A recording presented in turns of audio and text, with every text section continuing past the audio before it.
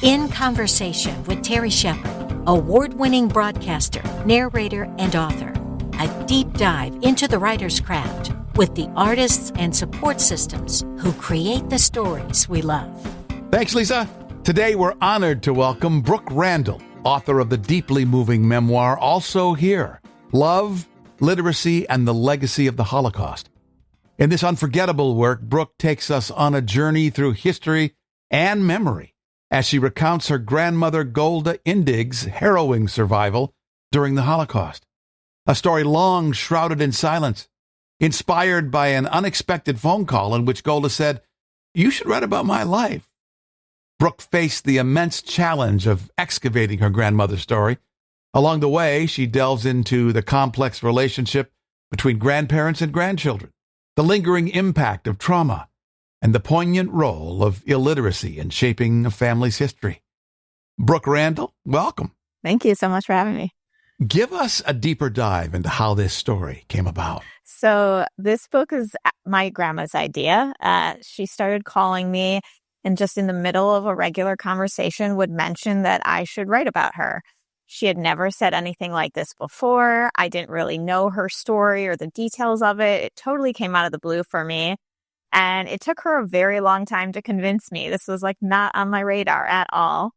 But she was so persistent that I really started to take the idea seriously. And eventually I did sit down with her and recorded some interviews between the two of us. And from there, I was really submerged into this story of how my grandma survived, what happened, like how we got here, and the implications of that survival. Why do you think she called you? It's still a bit of a mystery to me. I don't have a solid answer. It wasn't something she could really speak to or voice. But I think she was holding on to this story like a weight for so long. And she was protecting us by not telling us. She was trying to like keep the pain from us. And the weight just got so heavy. And I think she like finally felt safe enough to share. She was seeing some of her friends share. She was friends with other survivors. And so I think she started just to have the courage to like set down the silence. And it took that long for her to actually do that. What was it like for you to navigate the emotional and logistical challenges of telling your grandmother's story? There's a lot of expectations when you go into those kinds of conversations. And I quickly learned that my expectations were almost always wrong. So sometimes I would really expect for something to be emotional and difficult. And instead, she would just fly through the story super fast. And I was surprised it wasn't more emotional and difficult. And I started to realize that, like, I'm coming from it from a totally different perspective. But for her, sometimes the way to get through the pain is to move really quickly, to not remember deeply, to not stand still. And so when I wanted to process and linger, those were the moments that she least wanted to do that. And so I, started to like observe and listen better versus coming in with these ideas because they did not always match. How did you get her to dive deeper into the story? Very slowly. At times, there were just gaps or places she couldn't go that there was no bridging that.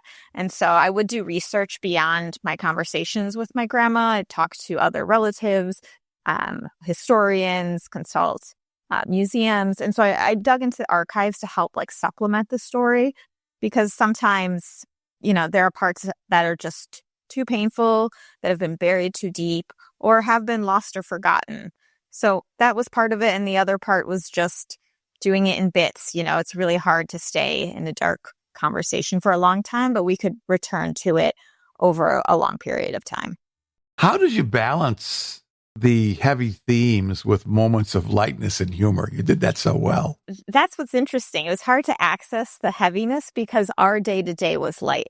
Like my relationship with my grandma involved baking, playing gin rummy.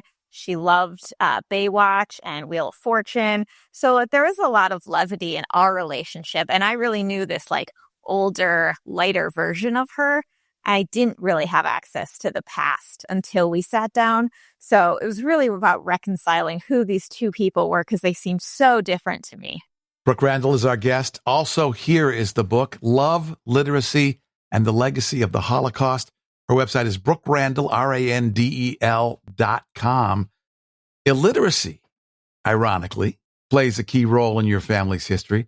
How did you shape your grandmother's life, and how did it influence your storytelling? It's very uncommon for Holocaust survivors to be illiterate. There's certainly far more well-educated or literate survivors, but my grandma is among the few who did not learn to read. Her education was interrupted by the Holocaust, and likely the trauma of it itself kind of disrupted her ability to really pick up this skill. She did attempt throughout her life to try to master it, but it just never stuck for her. And it shaped so much of our family because you're limited if you cannot read the world around you, if you're not following what signs, instructions say, menus are difficult, like everything revolves around your memory or your ability to get help from others. And so it definitely cultivated a very specific world in our family in which we would interact with her in different ways inside the house and outside. As someone who grew up knowing only fragments of your grandmother's experiences, what was it like learning the full scope of her story? I'm still learning things. It's fascinating how much there is to learn about a person. You might think you know them, and then there's just always more. So I'm in awe of her. I think I always was, but I just have so much more depth to her story now, and I can see a little bit more clearly how she became the person she became. She was just someone who was so full of life, just like so much vitality. She was very social and outgoing. And so I started to like see how those things actually were related to the experiences she had during the war and not, completely, differentiated from that point. So what did you learn about her through this process that you didn't know before? I had never seen kind of like the hurt side of her before.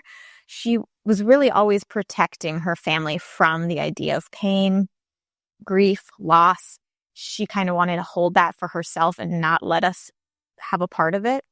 And so through this experience, I actually got to glimpse some of that and maybe help hold some of that pain and realize how close the past is to us because it felt so far removed by design. She pushed it so far away, but it made me realize how close we are to the past and how present it is in our lives. And it just gave me a whole new perspective on who she was. Did understanding her story in great depth change the dynamic in your family?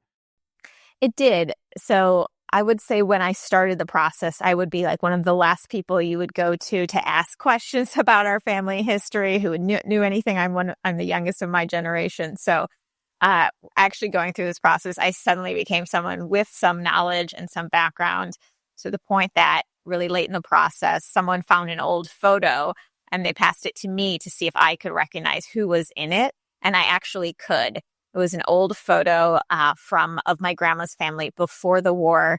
It's the only known photo we have of her family pre-war. And I was able to kind of piece it together who was in the picture and their names and the ages based on things she had told me. So I saw a huge kind of shift in my understanding of my family and my own role in like keeping the stories of my family. That can be daunting. How do you balance vulnerability with protecting your family's privacy? It is daunting, but for us, we've had so much silence around these things that it's really liberating to be able to talk about them, to have, this capacity and this space to even know them in the first place. And it's a very new place for us. So I think there's always a sense of protectiveness, but there's also this desire to bridge the gaps that silence has kind of created in our lives, really know these stories and be able to talk about them openly so that they're not as daunting. Is silence a common thing among Holocaust survivors? There's typically one of two approaches. Not talking about it is probably the most common approach. It is very common to not talk about it, but there were survivors who couldn't not talk about it. They talked about it constantly, and it was like they could never work through it. It was almost like obsessive. So there's certainly people who processed it in different ways, but for many people, it was the not talking about it that made it possible to move forward in life.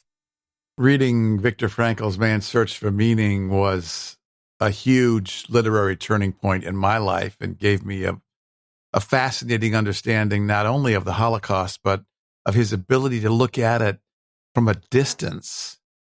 Did that happen to you as you were going through all this research?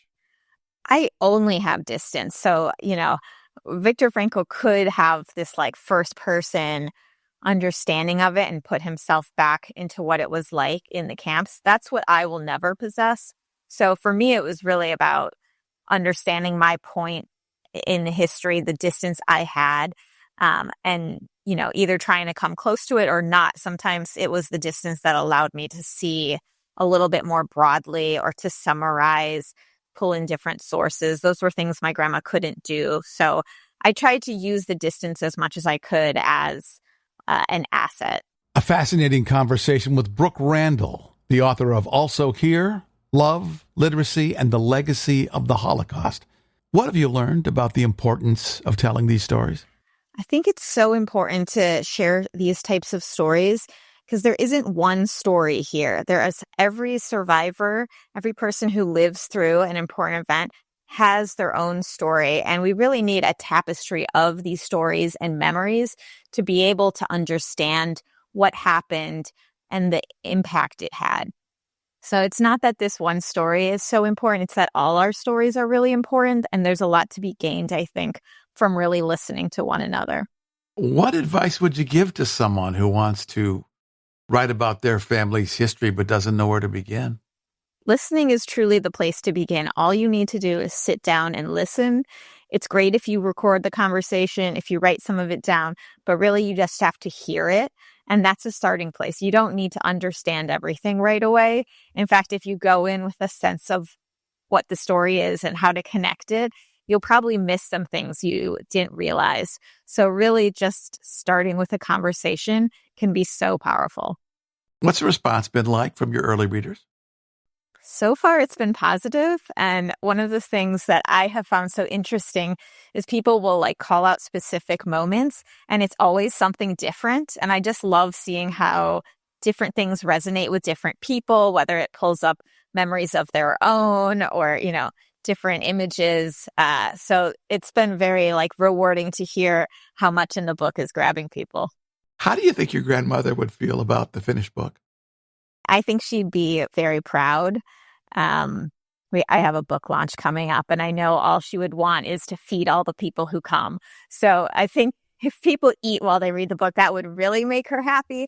But I think also just that her story is out there and people are listening and caring, that would mean a lot to her. How has the process of writing this book changed the way you look at other people? It's really true. There's so much to a person's story, how they got where they are, that you don't have access to unless it's told to you. And I've learned a lot from this experience really of listening, how much, is happening to a person subconsciously, whether they know it or consciously, and really giving people grace because you don't understand all of the ways in which they got to where they are. I think that's something that I've gained from this experience, that kind of empathy. As time and generations distance us from the Holocaust, do you sense that the younger generation may have forgotten some of its lessons? There are studies that show that young people maybe don't know as much as we would expect about the details of the Holocaust. There are states in the United States that mandate Holocaust education, but certainly most do not. So I do think there's always that level of like a need for education. It's to me, it's about understanding what happened and seeing the history from a broader perspective and being it for students to be able to access that in classrooms, I think is really important. We're talking with Brooke Randel, the author of Also Here, Love, Literacy, and the Legacy of the Holocaust. What do you hope readers will take away from this story? So this is a question I asked my grandma. What do you want people to take away from your story? And her answer was, take away. They can only listen. And that really stuck with me because she wasn't looking to change people, to convince them of anything, to make some sort of big political movement. She just wanted to be heard. And there is a lot of power in just hearing somebody and hearing their story. And so that's all I really hope, is that someone will listen, they'll read it, they'll hear it. If it further inspires them, that's wonderful. But just to create that space to hear someone else's story, I think is also very powerful. Brooke Randel is not only a talented author, but also an editor and associate creative director based in Chicago, whose work has been featured in Hippocampus, Hypertext Magazine, Jewish Fiction, and more. Her writing shines a light on memory, family, and the enduring echoes in the past. The book is Also Here: Love, Literacy, and the Legacy of the Holocaust. And you can learn more about Brooke at BrookeRandel, RANDEL.com. Brooke, thank you for a fascinating conversation. Thank you, Terry. In Conversation with Terry Shepard is a copyrighted presentation. All rights reserved. I'm Lisa Davis. Join Terry Shepard next time in Conversation.